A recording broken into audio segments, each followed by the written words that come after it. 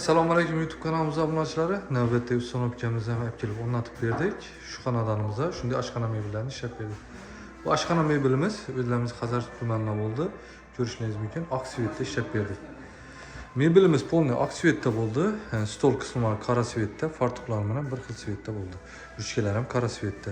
Balandchi qismlarini shunday galogen lampochkalarni qo'yib berdik. Balandchi qismi 80 cm bo'ldi, ko'rishingiz mumkin. Bellarida kir mashina uchun joy qoldirib ketdik.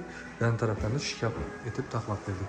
Bu shkafimiz balandida aristonlari shuni etib akkuratli joylashdi. Teylarida gaz balon uchun joy qoldirdik. Pastki qismlar nasorlari akkuratli bo'lib joylashdi.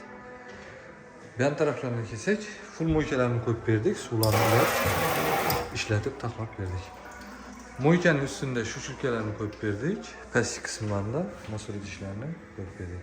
Stollarga kelsak, eng yaxshi Eron stollaridan, qalin stollardan bo'ladi. Yutishkalarni taxlab ishlatib berdik. Gazlarni ulab, bellarni shunday tortmalar tashab berdik. Ko'rishingiz mumkin. Tandem mexanizm, skritniy mexanizm bo'ladi. Ishlari paniromida o'zim materialman. 40 kilogacha garantiya ko'yadi. Dovutchiklar bo'ladi.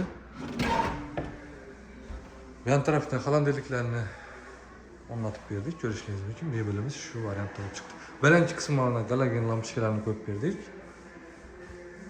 Kimga shunday mebellar kerak bo'lsa, o'zlarimizga murojaat etaverasizlar.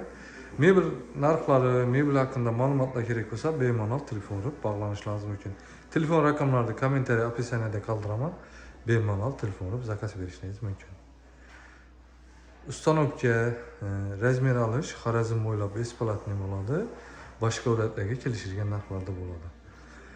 Bizlar mebelimizga polniy mebelga 1 yil garantiya qo'yib beramiz. Agar mobilda qullab mexanizmlari buzilaturgan bo'lsa, yo bo'lmasa stol qismlari chishaturgan bo'lsa, besplatniy servis bo'ladi.